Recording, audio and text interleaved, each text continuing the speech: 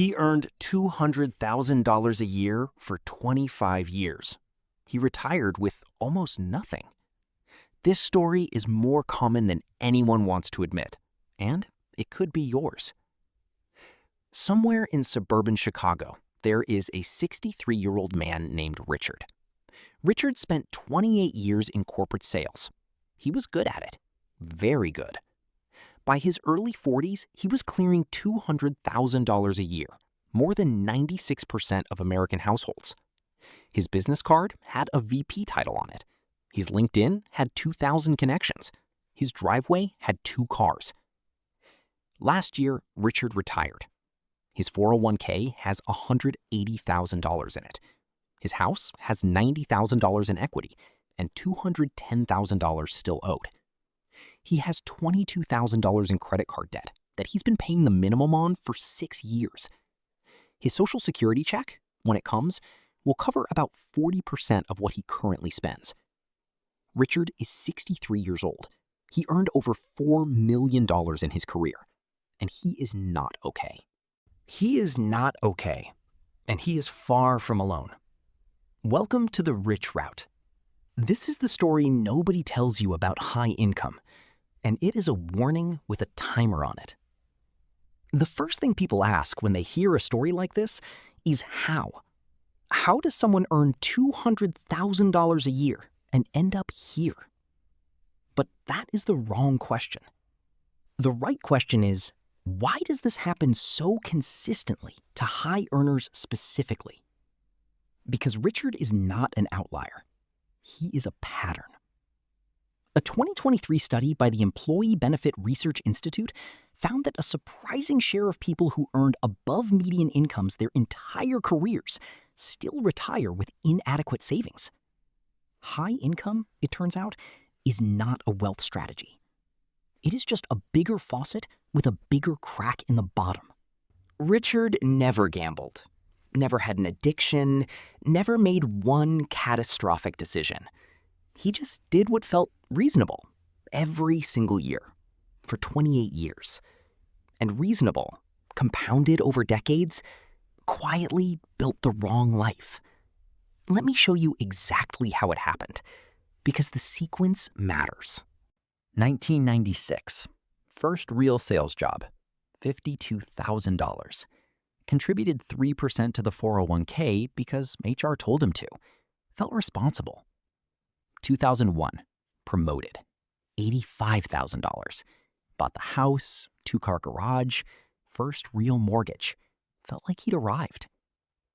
2006, regional VP, $130,000.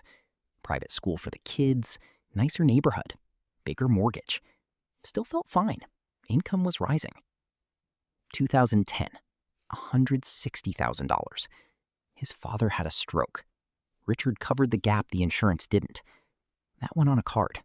He meant to pay it off fast. Life had other plans.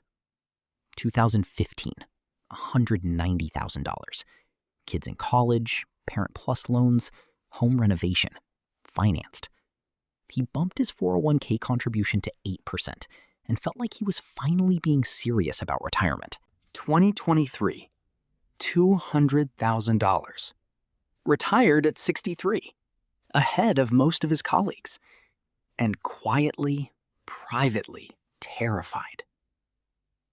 Richard's approximate 28-year earnings, average salary across career, roughly $130,000 per year. Total earned, approximately $3.6 million. Total usable retirement assets, about $270,000. 401k plus equity. Outstanding liabilities, approximately $232,000. Mortgage plus credit card. Net retirement position, roughly $38,000. Less than 1% of lifetime earnings retained as net wealth. $3.6 million earned. $38,000 net? That is not a rounding error. That is a system that was never built. 3 things quietly destroyed Richard's wealth. None of them dramatic, none of them visible from the outside. First, Lifestyle inflation tracked every raise he ever got. This wasn't recklessness, it was gravity. When income rises, spending rises to meet it, almost automatically. The bigger house felt appropriate for the income level. The private school felt like the responsible parent choice. The nicer car felt like a reasonable reward for years of grinding. Every decision made sense individually. Together, they made sure there was never a raise that actually widened the gap between what he earned and what he kept. Second, Richard was the financial backstop for everyone around him. His kids, his aging parents, his marriage. All legitimate, all genuinely important. But he funded everyone else's present and forgot to fund his own future. Not because he was selfless to a fault, because retirement felt distant, while the people around him needed help right now. Right now always wins over someday, until someday arrives. Third, and this is the one that actually explains everything else. Richard built his entire financial life on one asset: his income. He never built a second one. No portfolio generating returns while he slept. No investments that didn't require him to show up on Monday. Every dollar of his wealth required him to keep working. The day he stopped working, the income stopped, and there was almost nothing else. He spent 28 years building someone else's wealth, his company's, and forgot to build his own. Here is the number that keeps Richard up at night. Not because of what it is, because of how easy it was to get there. If Richard had contributed just 10% of his income, not 20%, not some aggressive amount, just 10% into a low-cost S&P 500 index fund starting from his first job in 1996, and never touched it. At the market's long-run average of 10% per year, by 2024, that would have grown to approximately $1.8 million. He personally would have contributed around $360,000 of his own money. The market would have done the rest. The other $1.44 million generated while he was sleeping, on weekends, on vacation, without him doing anything. Instead, he has $180,000 in a 401k and $22,000 on a credit card. The gap between those two outcomes is not talent. It's not luck. It's not even discipline in the painful white-knuckle sense. It's one decision, automated, never revisited, doing its quiet work in the background for 28 years. Stop. I need to say something clearly before we go further. Richard is not stupid. He is not lazy. He is not a cautionary tale about bad character. He is a man who was handed a salary and never handed a system. Nobody sat him down at 22 and showed him what 10% compounding for 40 years actually looks like in dollars. Nobody told him that his income was not his wealth. His income was just the raw material wealth gets built from. His school taught him how to get a job. It never taught him what to do once he had one. The financial system around him was perfectly happy to take his money through the mortgage, the car loans, the insurance products, the minimum payments. It just never had much interest in helping him keep any of it. So if any piece of Richard's story feels uncomfortably familiar, that recognition is not shame. That recognition is information, and information is the only thing that can change the outcome. Not backward-looking, forward-looking. Because everything Richard should have done, you can start today.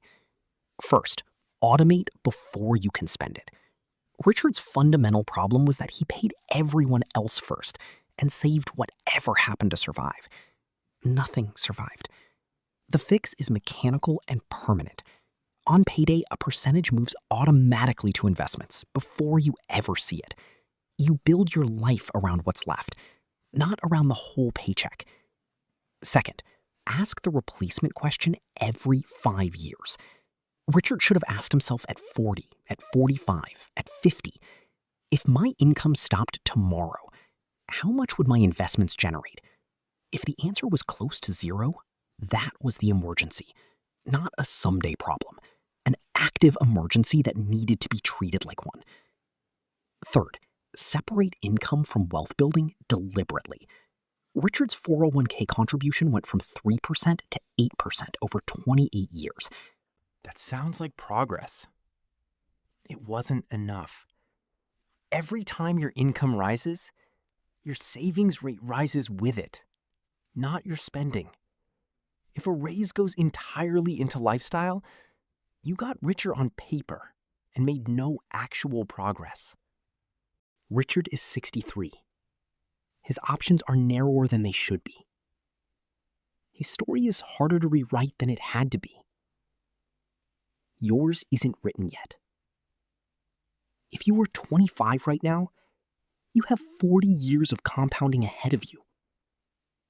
The earliest dollars you invest are the most valuable dollars you will ever own. Not because of the amount, because of the time they have to work. If you are 35, you have 30 years. Still enough to build something that would genuinely surprise you. But the cost of one more year of waiting just got real. If you are 45, you have 20 years. People build significant wealth in 20 years, but only if they start now. Not next month. Now. Richard's biggest mistake was not that he spent too much. His biggest mistake was believing there was always more time, that the future version of himself would handle it, that someday he would get serious. Someday has a habit of becoming retirement, and retirement has a habit of arriving before the money does. Do one thing today. Open your 401k. Check your contribution percentage. If it is below 15%, raise it by 2% right now. Not next paycheck, right now. That one move, automated, never revisited, is worth more than every financial decision you agonize over for the rest of this year. Don't be Richard. You still have time not to be. Subscribe. Every week, honest money thinking. No products, no shortcuts, just the map. See you next week.